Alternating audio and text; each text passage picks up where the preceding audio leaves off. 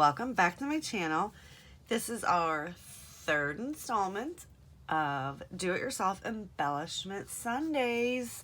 So this one, I do not have any other videos or recommendations to link to because actually what I had found was when I was going through my page kits, I found these cute little banners.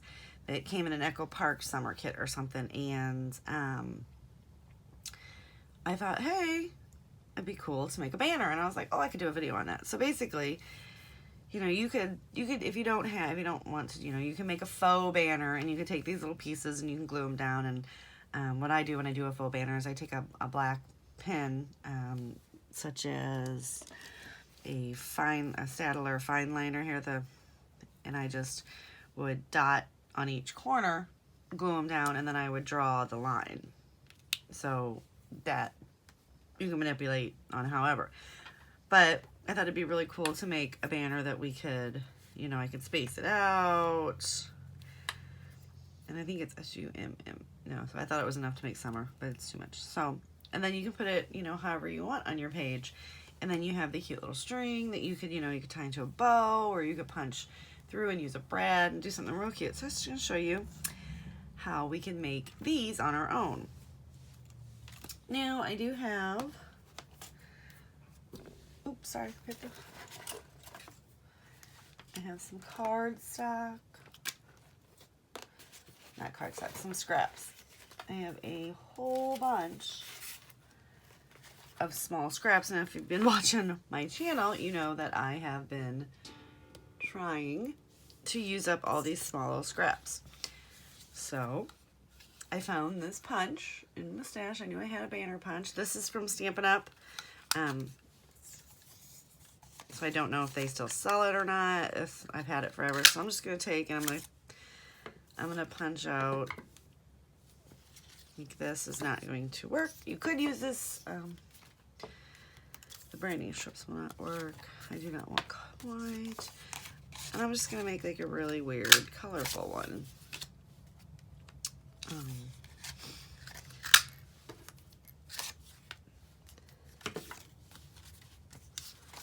it's just all the scraps from what I've been using, and I don't know if that pink is gonna work. I'm gonna try to make one.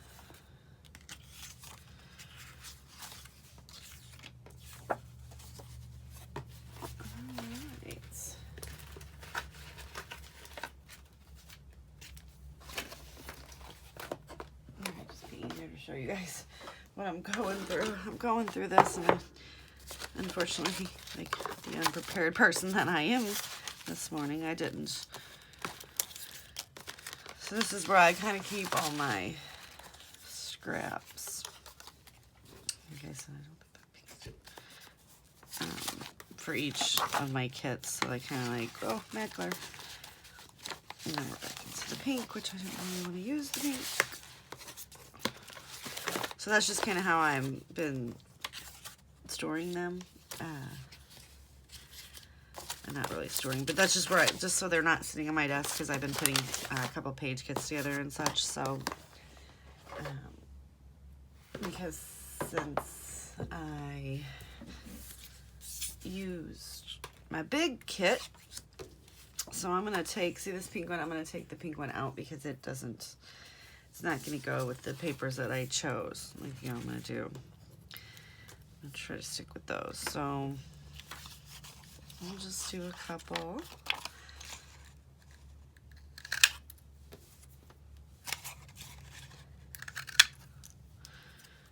Maybe 2 of each. I'm not real sure. And then I always look like the pattern. Okay, so like I could have easily went the other way, but I didn't want the pattern to run the wrong way, if that makes any sense. Like it would have been running sideways, and I wanted it running down. And then I'll keep these patterns going the same as well, which was diagonal. And it is just, you know, scraps, so it's helping use those up. And then I want the words to obviously go the right way. All right. So that helped, you know, that just helped. And like, I am probably going to make a whole bunch of these, and I'm going to like layer them like from on my paper. Like if this was my paper, I'll start in the corner and just do like all the way down. So this is a Stampin' Up foam mat with my Stampin' Up pokey tool. And all I'm going to do is just take this little banner piece, and you can make these too. You could cut these. I mean, I just used the punch because it was easier, and you don't need all, you know, this stuff. And I'm just going to poke each corner. Now I'm going to go in far enough to where when I thread it, it's not going to tear the paper, if that makes sense. And we're just going to do that and get these all done. So I thought this would be really, and I mean, you could do this as a embellishment element, or the like the, you know, the base of your page, which is what I'm going to use it, like, you know, for both. I just thought that, and this is just like how to use it if you string it up, like if you make one real long one, which is, you know, it's fun every once in a while. You do a little different project and then you incorporate it onto your scrapbook page. It gives depth and dimension to your albums. All right, I always cap this thing because it's super sharp, and I've stabbed myself on numerous occasions. All right, and this is just, it's just like a foam piece so that you have something to punch into, so you're not stabbing everything. And I'm just using regular old embroidery twine thread, whatever. Now you do not want to knot the end, so let's separate these. I did 2 of each, so, and I'm just going to separate them so I don't like put like by like. And we'll just start. Now I come in through the back.